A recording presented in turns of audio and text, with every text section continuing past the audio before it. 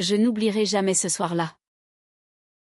La porte du restaurant claqua derrière moi avec une violence qui fit trembler les verres sur les tables.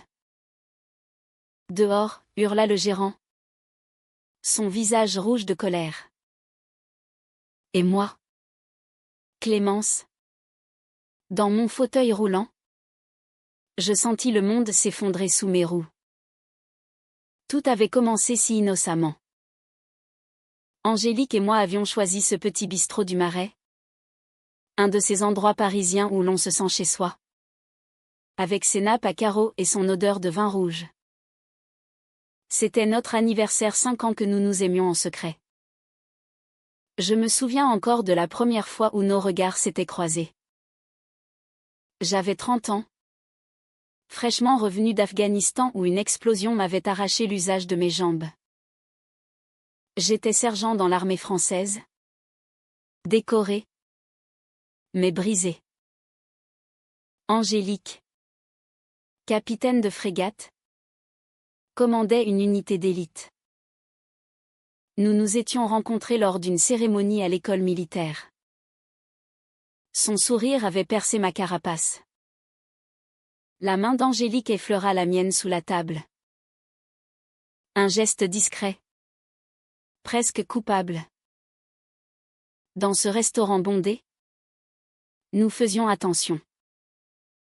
Paris est tolérante, dit-on. Mais pas toujours.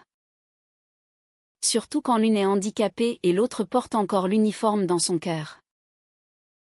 Le gérant, un homme bedonnant nommé Pierre, nous avait servi avec un sourire poli au début.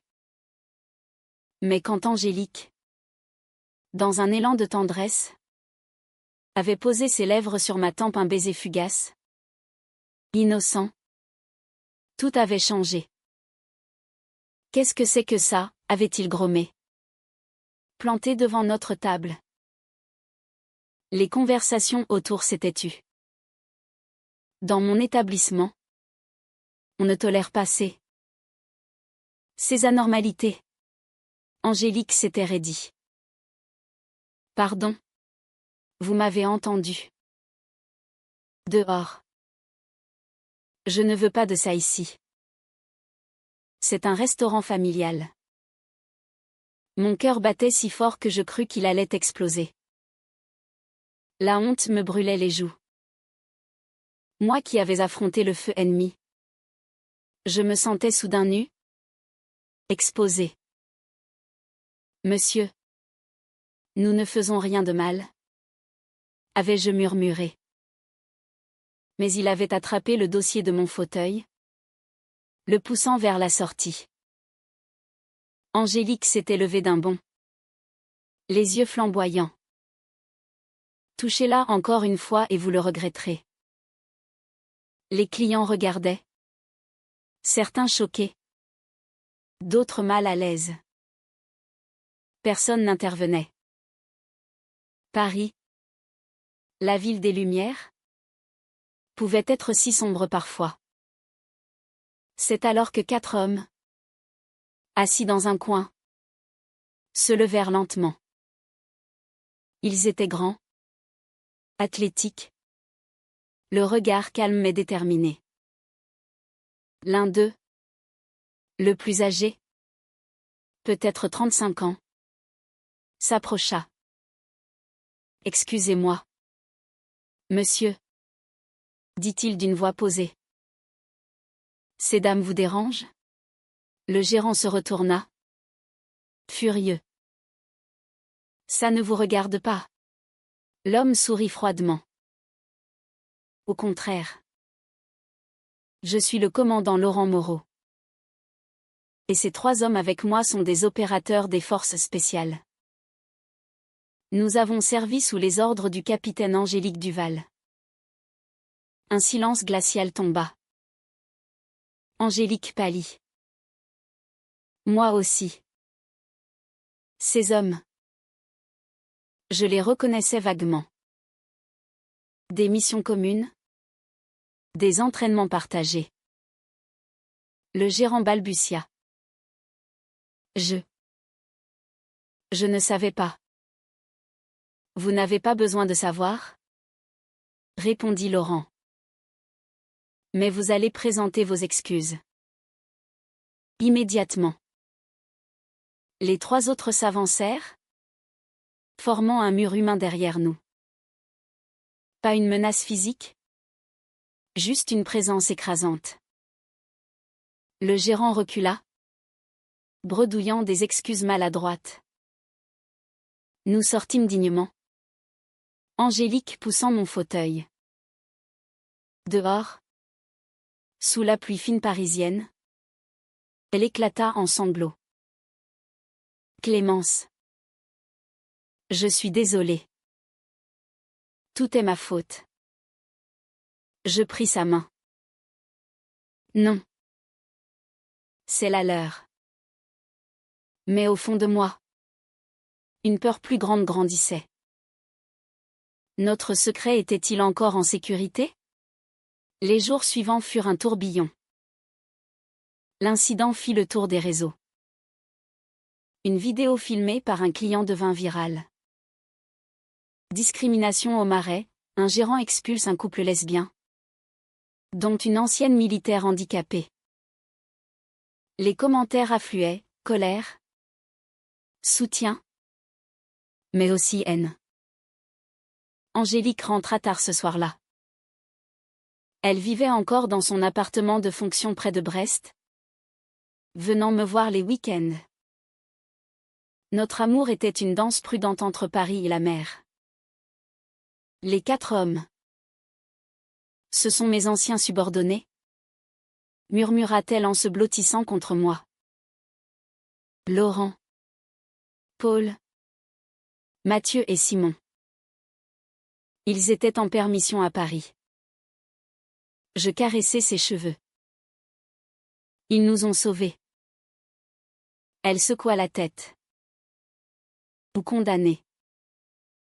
Je ne compris pas tout de suite. Mais le lendemain, un appel du ministère de la Défense. Angélique fut convoquée. Rumeur d'enquête interne. Dans l'armée française, même après 2013, l'homosexualité n'était pas toujours bien acceptée dans les unités d'élite. Si ça sort, je perds tout, dit-elle, la voix brisée. Ma carrière, mon grade. Je sentis la colère monter. Et moi? Tu crois que je n'ai rien perdu? Mes jambes. Ma liberté de mouvement.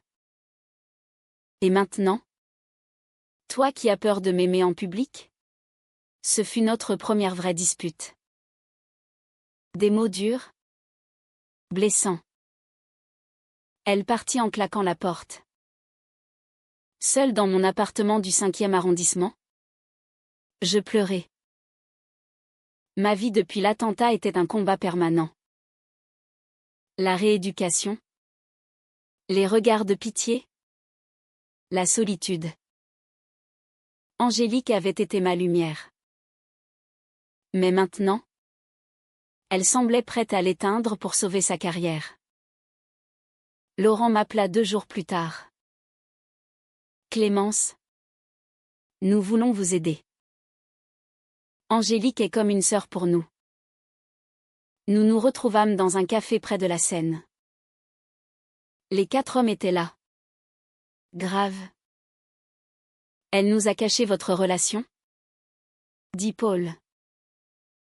Par peur. Mais nous savions. On sait toujours. Dans une unité. Mathieu ajouta, le gérant a porté plainte pour menace. Ridicule. Mais ça complique tout. Je serrai les poings. Elle choisit sa carrière plutôt que moi. Laurent soupira. Non. Elle choisit de vous protéger. Si elle assume publiquement, les médias vont fouiller. Votre passé militaire? Le sien. Ça peut mal tourner. Je rentrai. Le cœur lourd. Angélique m'attendait, les yeux rougis. Je démissionne, annonça TL. Je la regardai, stupéfaite. Quoi? J'envoie ma lettre demain. Je ne peux pas vivre dans le mensonge. Pas avec toi. La démission d'Angélique fit scandale. Les journaux titrèrent « Capitaine de frégate quitte l'armée après un incident discriminatoire ».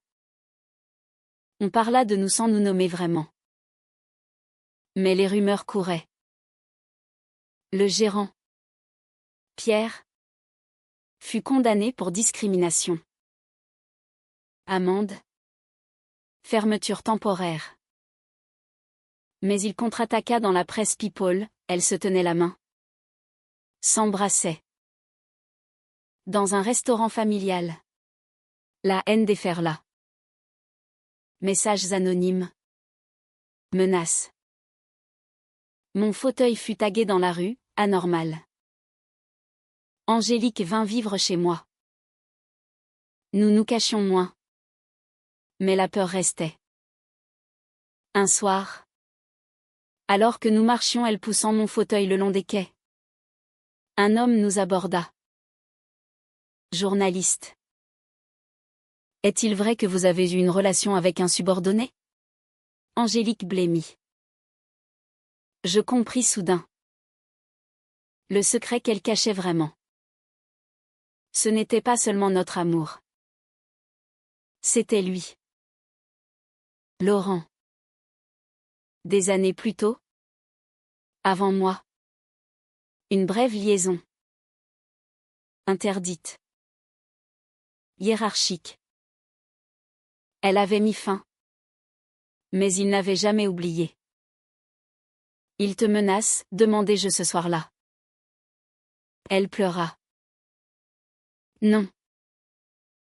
Mais si ça sort. Tout sera détruit. Ma réputation.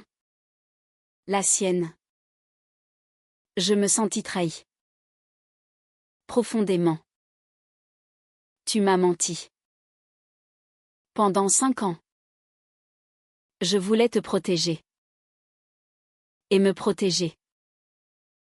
La fracture était là. Irréparable? Les 4 hommes vinrent nous voir. Laurent. Surtout. Semblait torturé. Je n'ai jamais voulu ça. Dit-il. Angélique. Je respecte ton choix. Mais si tu as besoin. Elle le regarda longuement. Moi aussi. Je vis dans ses yeux l'ancien amour. Pas mort. Je partis chez ma sœur à Lyon. Besoin de distance. Seule. Je repensais à tout. Ma vie brisée par la guerre. Reconstruite par elle. Et maintenant? Cette trahison. Angélique m'écrivit chaque jour. Des lettres manuscrites. Comme autrefois. Clémence. Je t'aime plus que tout. Laurent était une erreur. Toi. Tu es ma vérité. Mais le doute rongeait. De retour à Paris. La confrontation fut inévitable. Nous nous retrouvâmes dans le même bistrot. Réouvert. Sous nouveau gérant. Angélique était là. Nerveuse. Laurent aussi. À une table séparée. Il voulait s'excuser? Dit-elle. Je les regardais tous les deux. La tension était palpable. Laurent parla en premier. Clémence. Je n'ai jamais voulu vous faire souffrir. Angélique et moi. C'était il y a longtemps. Une faiblesse. Angélique ajouta, je t'ai caché ça par peur de te perdre. Stupidement. Je pleurais. J'ai cru que tu choisissais encore le mensonge. Non. Je choisis toi. Toujours. Laurent se leva. Je pars. Définitivement. Nouvelle affectation à l'étranger. Les 3 autres vinrent. Paul. Mathieu. Simon. On est avec vous. Toutes les deux. Un pacte silencieux se forma. Ils témoignèrent en notre faveur quand une enquête interne fut ouverte. Prouvèrent que rien n'avait entaché le commandement d'Angélique. Le ministère classa l'affaire. Discrètement. Nous sortîmes plus fortes. Angélique trouva un poste civil dans la sécurité privée. Moi. Je repris mes conférences sur le handicap et le courage. Un soir. Sur le pont des Arts. Elle mit un genou à terre. Clémence. Veux-tu m'épouser? Pas en secret. Devant tout le monde. Je dis oui. Les larmes coulant. Le mariage fut simple. Intime. Les 4 hommes étaient là. En témoin. Laurent. Depuis Djibouti. Envoya une lettre, soyez heureuse. Vous le méritez. Paris. Sous la neige. Nous sembla plus belle que jamais. Les années passèrent. Nous adoptâmes une petite fille. Louise. Elle grandit entre nos histoires de courage et d'amour. Je repensais souvent à ce soir maudit au restaurant. Sans lui.